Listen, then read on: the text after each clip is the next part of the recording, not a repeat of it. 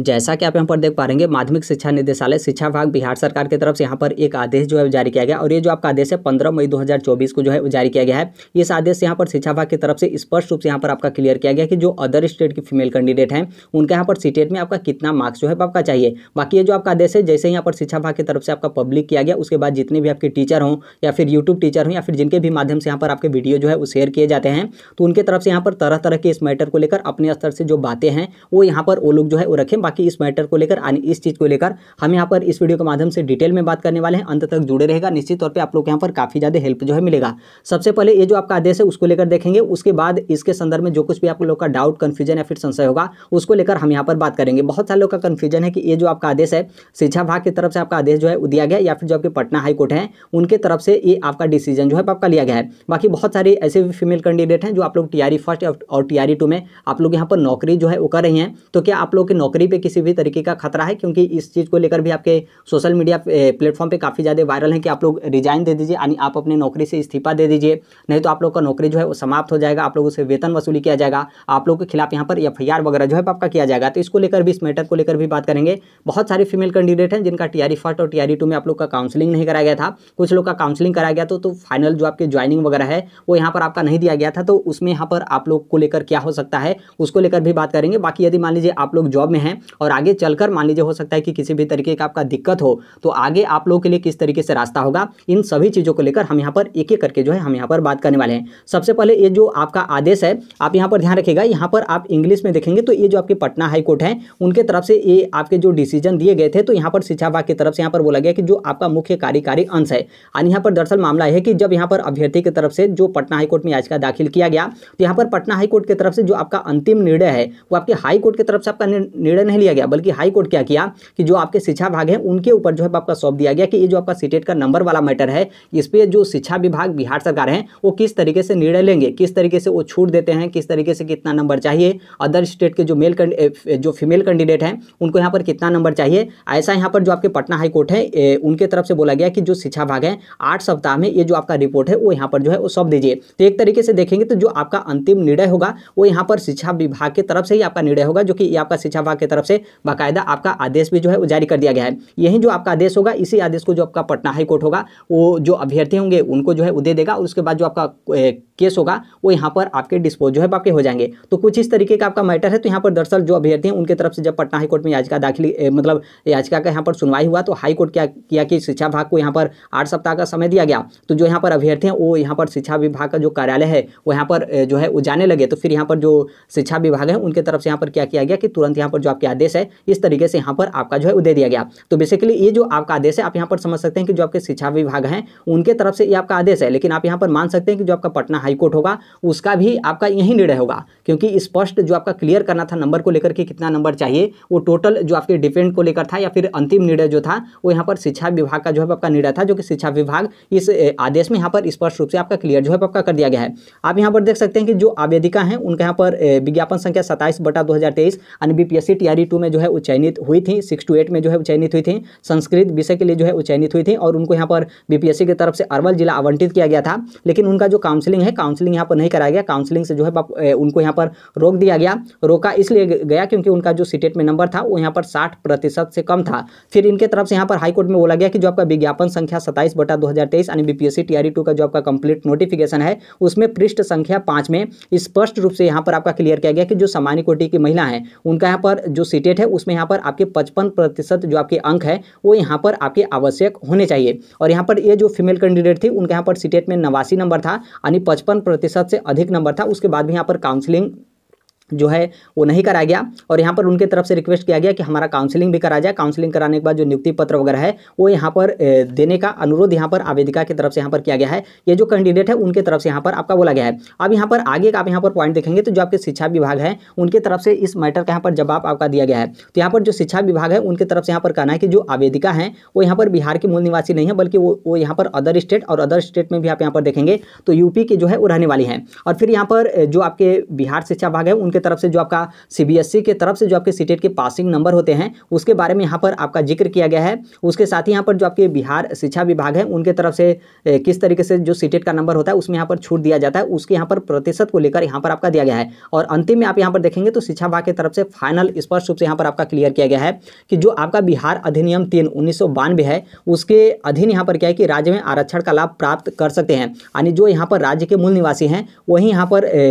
आरक्षण का लाभ जो है प्राप्त कर सकते हैं। राज्य के बाहर के निवासी इस अधिनियम के अधीन आरक्षण के लाभ हेतु आप यहाँ पर दावा जो है आप यहाँ पर नहीं करेंगे। और चूंकि जो आवेदिका है वो राज्य के बाहर की निवासी है अतः वो जो है वो समान श्रेणी के अंतर्गत जो है आती है, जिस कारण से उसको राज्य के अंतर्गत जो आपका आरक्षण का लाभ है वो यहाँ पर आपका देय नहीं होगा। और इसलिए आप यहाँ पर इसके परिप्रेक्ष्य में देखेंगे तो यहाँ पर आपका बोला गया है कि बिहार राज्य के बाहर के महिला अभ्यर्थियों को शिक्षक पात्रता परीक्षा में भी उत्तीर्णांक हेतु 5% का जो आपका छूट है वो यहाँ पर आपका नहीं दिया जाएगा। यानी यहाँ पर शिक्षा विभाग की तरफ से आपका स्पष्ट रूप से यहाँ पर आपका महिला भी आपका बोला गया है, ऐसा नहीं कि यहाँ पर आपका अभ्यर्थी बोला, अभ्यर्थी यदि बोल दिया जाता तो फिर आपका कंफ्यूजन होता। तो यहाँ पर आपका महिला बोला गया है और यहाँ पर साफ तौर पर बोला गया है कि 5% का जो आपका छूट है दूसरे राज्य की महिला यानी बिहार राज्य के बाहर की जो महिला हैं उनको यहाँ पर छूट नहीं मिलेगा। यानी आपका सीटेट में कितना नंबर होना चाहिए, आपका यहाँ पर 60%, यानी आपका यहाँ पर सीटेट में 90 नंबर जो है आपका होना चाहिए, ऐसा यहाँ पर शिक्षा विभाग की तरफ से बोला गया है। और यहाँ पर अंत में बोला गया है कि ये मतलब इसके अंतर्गत आप यहाँ पर जो पात्रता परीक्षा है वो यहाँ पर आप उत्तीर्ण जो है वो नहीं मानी जाएंगी। और फिर उसके बाद आप यहाँ पर नीचे देखेंगे तो यहाँ पर आपका बोला गया कि जो आवेदिका की तरफ से जो आपका रिक्वेस्ट किया गया था कि हमारा काउंसलिंग करा के नियुक्ति पत्र दिया जाए तो उस दावे को यहाँ पर शिक्षा विभाग की तरफ से अस्वीकृत किया गया है और उसके साथ ही इस मैटर को यहाँ पर निस्तारित आपका कर दिया गया है। ये जो आपका डिसीजन होगा जो यहाँ पर आपके माध्यमिक शिक्षा निदेशक हैं वो इस आदेश को पटना हाईकोर्ट में जो है दे देंगे और फिर पटना हाईकोर्ट की तरफ से आपका जो कैंडिडेट होंगे उनको यहाँ पर आपका देके केस जो आपका होगा वो यहाँ पर आपका डिस्पोज जो है आपका कर दिया जाएगा। तो अंतिम आप यहाँ पर निर्णय देख सकते हैं, यहाँ पर जो आपका मामला था उसको यहाँ पर निस्तारित आपका कर दिया गया, यानी इस मामले को यहाँ पर आपका फाइनल जो है कर दिया गया है। इसमें आप यहाँ पर देखेंगे तो सबसे बड़ा यहाँ पर आपका मुसीबत प्रतिलिपि को लेकर है। प्रतिलिपि का मतलब यहाँ पर यह है कि ये जो आपका कार्यालय आदेश है जितने भी आपके बिहार के जिला शिक्षा पदाधिकारी हैं सभी जिलों में ये आपका कार्यालय आदेश जाएगा। उसके साथ ही जो आपके जिला कार्यक्रम पदाधिकारी स्थापना के होंगे तो सभी जिलों के जो आपके जिला स्थापना पदाधिकारी हैं उनके कार्यालय में ये जो है आपका कार्यालय आदेश जो है आपका जाएगा। उसके साथ ही जो आवेदिका थी जिनके तरफ से आपका इस मैटर को लेकर कोर्ट केस किया गया था, रिक्वेस्ट किया गया था, तो उनके पास भी यहाँ पर आपकी प्रतिलिपि इस आदेश को जो है आपका किया गया है। तो बस यही आपका आदेश है। और उसके बाद हम यहाँ पर बात कर लेते हैं आपके संशय को लेकर कि जो कुछ भी आप लोग के मन में यहाँ पर डाउट और यहाँ पर आप लोग का कन्फ्यूजन है उसको लेकर हम यहाँ पर जो है वो देख लेते हैं। ऊपर ही हमने बता दिया कि जैसे आप लोग का मतलब ये था कि ये आपका कोर्ट का डिसीजन है या फिर बिहार शिक्षा विभाग का आपका डिसीजन है। तो देखिए आप इसमें मान सकते हैं कि दोनों का डिसीजन है, क्योंकि यहाँ पर जो आपका कोर्ट था, कोर्ट ने अंतिम रूप से निर्णय लेने का जो विचार आप यहाँ पर समझ सकते हैं या फिर अंतिम निर्णय किस तरीके से लिया जाएगा। कोर्ट क्या था कि शिक्षा विभाग को जो है आपका सौंपा था और शिक्षा विभाग क्या किया कि यहाँ पर जो आपके आदेश हैं वो यहाँ पर आपका दे दिया गया। तो आप किसी भी तरीके से समझ सकते हैं क्योंकि यही जो आपका आदेश है यही आपका कोर्ट की तरफ से भी आपका दिया जाएगा और उससे पहले ही आप यहाँ पर जो आदेश है आप यहाँ पर जान गए तो ये आपका शिक्षा विभाग का आदेश है, लेकिन यही जो आपका फाइनल निर्णय होगा वो यहाँ पर कोर्ट का ही होगा। आगे यहाँ पर काउंसलिंग को लेकर बात करेंगे, जिनका यहाँ पर काउंसलिंग नहीं कराया गया था और मान लीजिए कुछ लोगों का काउंसलिंग भी हुआ था तो उनके नियुक्ति पत्र वगैरह पे जो है आपका रोक लगा दिया गया था, तो उनका अब यहाँ पर क्या होगा। तो देखिए आप लोगों का यहाँ पर आपका बहुत मुश्किल है, क्योंकि मुश्किल इसलिए है क्योंकि ये जो आपके हाई कोर्ट के जो आपके डिसीजन है और जो यहाँ पर शिक्षा विभाग की तरफ से आपका आदेश जारी किया गया इसमें आपके साफ तौर पर बोल दिया गया कि इसमें आपका कितना नंबर होना चाहिए, यहाँ पर आपका 90 नंबर जो है आपका होना चाहिए। अब यहाँ पर देखिए आप लोग के पास रास्ता यही है, हालांकि शायद आप लोग मतलब एकजुट होकर इतना आगे तक जो है आप लड़ाई नहीं लड़ सकते हैं। बाकी क्योंकि देखिए ये जो आपका आदेश है पटना हाई कोर्ट की तरफ से आपका दिया जाएगा तो फिर से आप इस आदेश को जो है पटना हाई कोर्ट में चैलेंज कर सकते हैं, क्योंकि मतलब यहाँ पर मामला यह है कि जैसे आपके जो शिक्षा विभाग है उनकी तरफ से आपका आदेश दे दिया गया, फिर उसके बाद आप अपने तरफ से जो भी आपके बातें हैं वो आप यहाँ पर बात रखेंगे, जो भी आपके कट ऑफ है, जो भी आपके सीट वगैरह को लेकर है, तो हो सकता है कि इसमें आपका सुनवाई हो, लेकिन इसमें आपको फिर से जो है आपका कोर्ट केस वगैरह में मतलब काफ़ी ज़्यादा यहाँ पर आप लोग को जो है मेहनत करना पड़ेगा। नहीं तो यहाँ पर जिनका काउंसलिंग पे रोक लगाया गया था फिर नियुक्ति पत्र पे रोक लगाया गया था,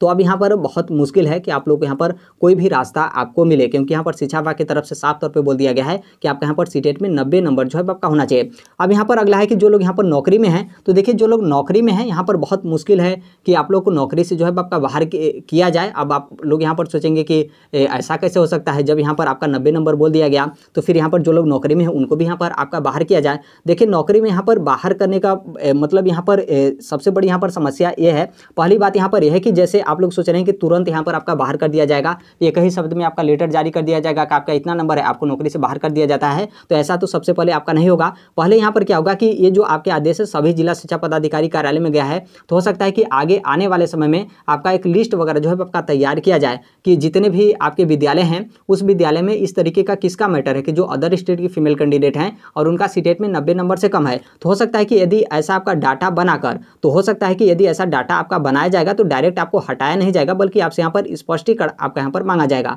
फिर स्पष्टीकरण मांगने के बाद ही यहाँ पर आपका क्या निर्णय होगा, वो यहाँ पर जो आपके जिला शिक्षा पदाधिकारी होंगे उनके तरफ से ये आपका जो है निर्णय लिया जाएगा। इसमें थोड़ा सा यहाँ पर दिक्कत आप लोग को ये भी होता है कि जो आप लोग की 2 साल की नौकरी होती है वो यहाँ पर आपको औपबंधिक जो आपके नियुक्ति पत्र हैं वो यहाँ पर आपका मिलता है, और उसी औपबंधिक नियुक्ति पत्र पे आप यहाँ पर नौकरी करते हैं, यानी आप लोग का जो नौकरी है 2 साल तक औपबंधिक जो है आपका नौकरी यहाँ पर रहता है। तो थोड़ा सा यहाँ पर आपका मुसीबत है। बाकी आगे आने वाले समय में आप लोग को थोड़ा सा यहाँ पर इंतजार करना पड़ेगा। यदि मान लीजिए हर एक जिला से आपका इस तरीके से डाटा यदि इस तरीके से आपका मांगना स्टार्ट हुआ कि आप अपने जिले से जो है वो डाटा दीजिए कि अदर स्टेट की जो फीमेल कैंडिडेट हैं कितने लोग हैं जिनका यहाँ पर सीटेट में 90 नंबर से कम है, तो हो सकता है कि इस मैटर में यहाँ पर आपका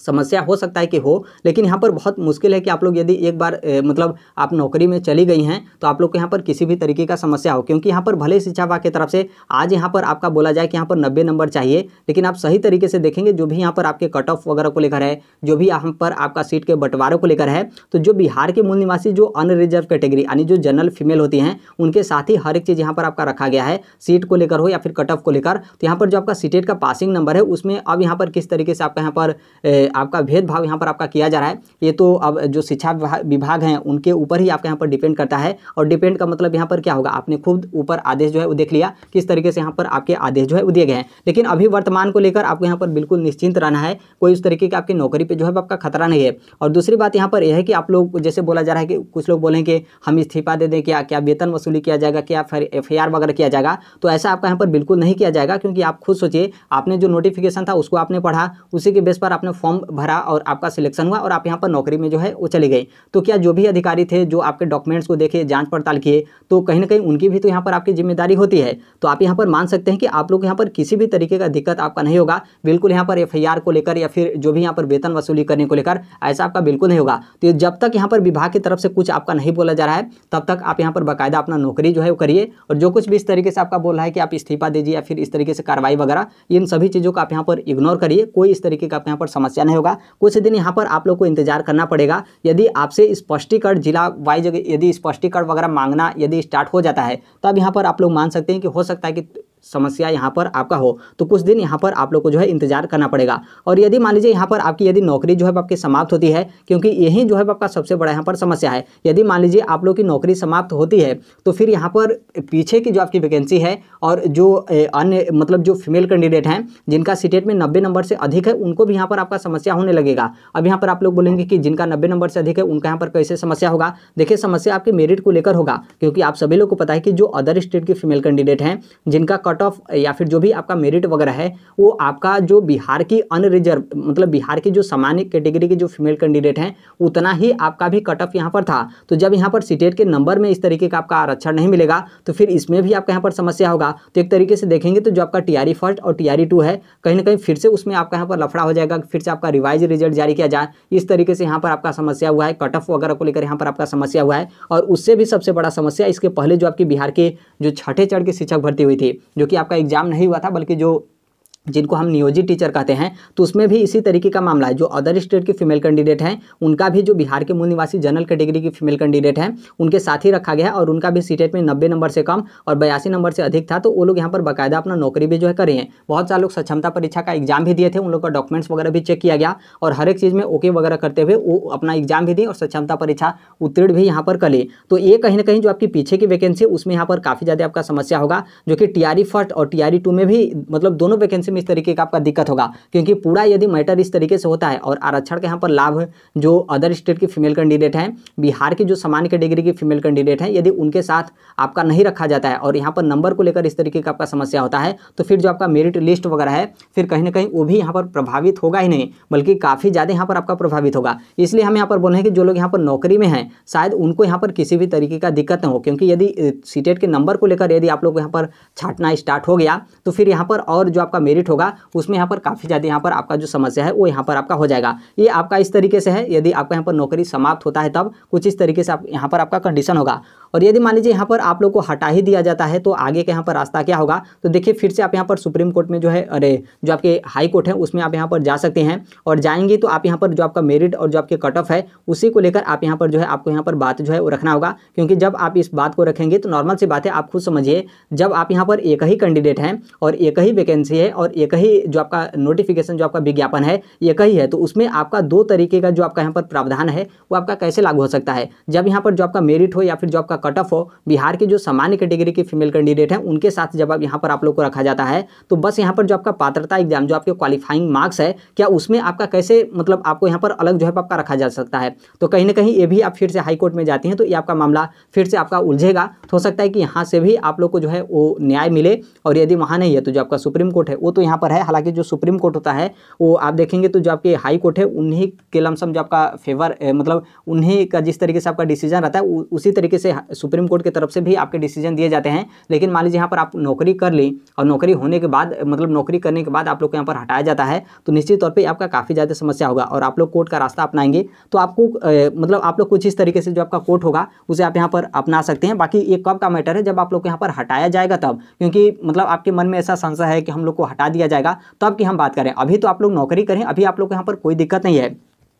और यहाँ पर जो लोग भी बोल रहे हैं कि इस्तीफा आप दे दीजिए, वेतन वसूली किया जाएगा, एफआईआर वगैरह किया जाएगा, तो ये सभी चीज़ को आप यहाँ पर इग्नोर करिए। ऐसा आपका बिल्कुल नहीं होगा। कोई उस तरीके का आपका लिस्ट वगैरह भी आपका तैयार किया जाता है और आपका बोला जाता है कि आप स्पष्टी कर दीजिए, नहीं तो आपका नौकरी समाप्त कर दिया जाएगा, आपके खिलाफ कार्रवाई किया जाएगा। तो जो विभागीय जो भी लेटर हो या फिर जो भी पत्र वगैरह हैं वो इसी तरीके से आपके बनते हैं। लेकिन इससे आपको बिल्कुल यहाँ पर घबराना नहीं है, बाकायदा आप लोग नौकरी जो है वो करिए, कोई दिक्कत नहीं है। यदि मान लीजिए विभाग की तरफ से आपके जिला शिक्षा पदाधिकारी की तरफ से कोई उस तरीके का कार्रवाई किया जाता है या फिर जो भी आपके स्पष्टीकरण मांगा जाता है तो आप अपना स्पष्टीकरण बाकायदा जो है वो सबमिट करिएगा। ऐसा आप लोग मत सोचिएगा कि स्पष्टीकरण मांग लिया गया तो हमको यहाँ पर नौकरी से जो है आपका बाहर किया जाएगा। बहुत सारे लोगों को आपने कई महीने पहले जो है वो देखा होगा जो एकदम 100% प्योर जो है वो गलत थे और उनसे स्पष्टीकरण मांगा गया और बाकायदा वो लोग अभी तक नौकरी करें, उनको अभी तक जो है आपका हटाया नहीं गया। तो इसलिए आप यहाँ पर इस चीज़ को ध्यान रखिएगा। और जो कुछ भी इस तरीके से आपका बोला जा रहा है कि आप नौकरी से इस्तीफा दीजिए, क्योंकि हमने जो है वो देखा कि कल जो है इस तरीके का आपका न्यूज वगैरह चल रहा था, तो इससे आपका कोई दिक्कत नहीं है। आपके जिला शिक्षा पदाधिकारी की तरफ से आपका डिफेंड करता है कि वो किस तरीके से,